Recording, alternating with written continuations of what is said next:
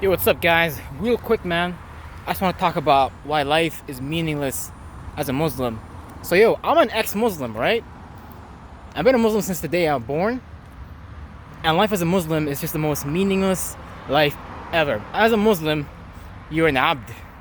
Abd is usually a name used for black slaves. And essentially in the Quran, you're an abd. An abd is a slave. You are a slave to a god, and all your life is meant for to do is worship this external entity that supposedly created you, that supposedly gave you this life, that supposedly gave you the first breath of life. Now, I'm not denying that there's an intelligence, that there's an architect who created this universe, but I really believe that this architect is not interested in our worship. I truly believe this architect is not interested in our prayer. This architect is interested in seeing our souls grow to a level of an archangel. That's why we're here. I really believe that Earth is a school for souls to reach the next level of their spiritual evolution. That's why you are bound in a chain of darkness. That's why you have this veil around you. We all know that humans have this magnificent ability to create.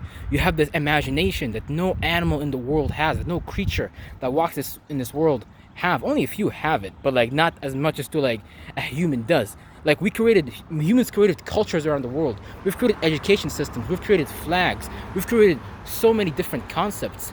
But yet, you want to tell me that Islam tells us that we are an abd. We are a slave, and we are supposed to just worship 5 times a day for this external entity named Allah.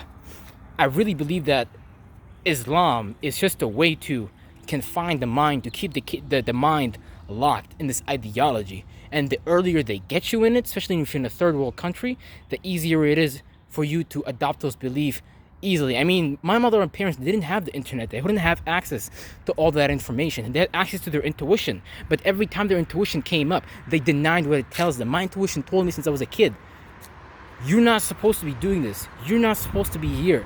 This is a waste of time. You are not a slave. You don't need to pray to this God. If this God truly loves you, if this God is truly merciful, if this God is truly about all the things that he says he is, then he would not need these things. So all the things that this God tells us to do, all these threats that this God makes for us, it would make me believe that this God has a very low self-esteem. It would make me believe that this God has a very low self-confidence to make these kind of threats. Now, some people say that, oh, God understands basic psychology and he needs to threaten you so that you could worship and go to Jannah. But I really believe this is not true.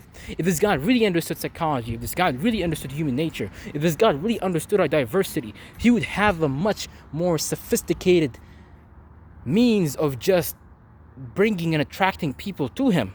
I don't believe that this God is a God. Allah is not a God. I believe Allah is just a spirit, a selfish spirit, and it is not above you or below you, but it seeks your energy. It seeks your power. It seeks your attention. Because when you give something your attention, that's where your energy flows to.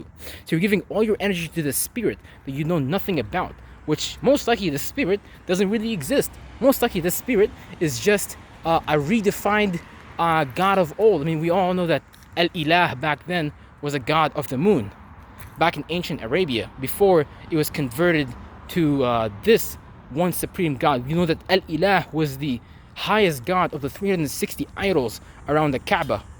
So this we know.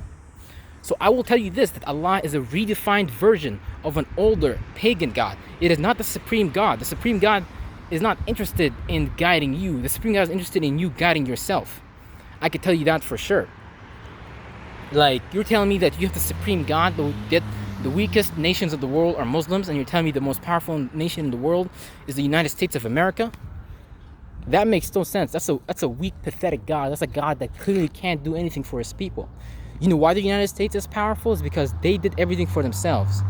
Now, a lot of the things they did in history, obviously, with the European history, is very questionable, but, you know, they took it upon themselves to do something for their people, even if it meant hurting another group of people. Yeah, now I know that sucks.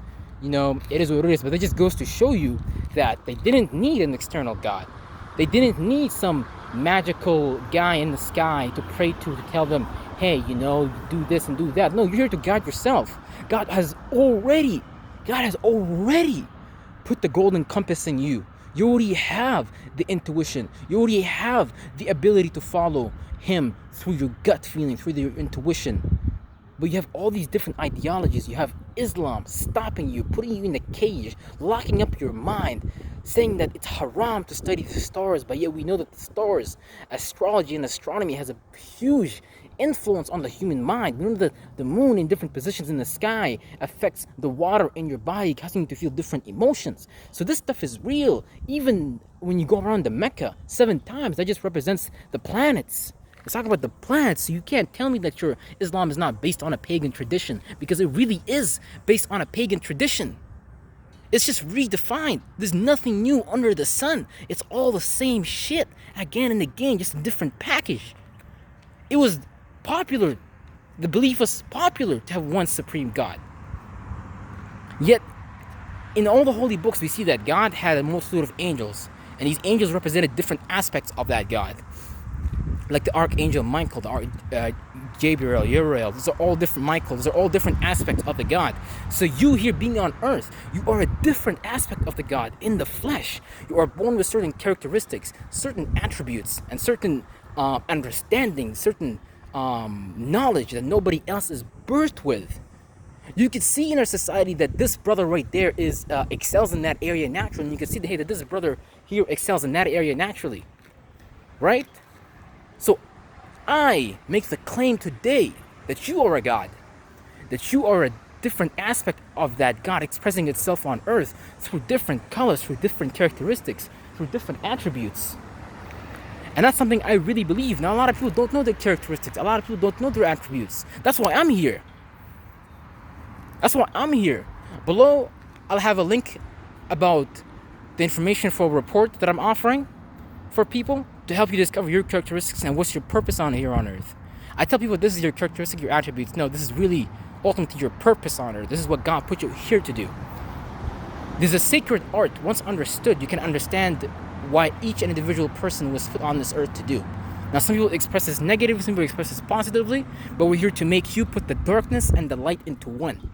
So you can express this and you can create an impact on this earth, which is why God put you here. Yo, I'm out, son.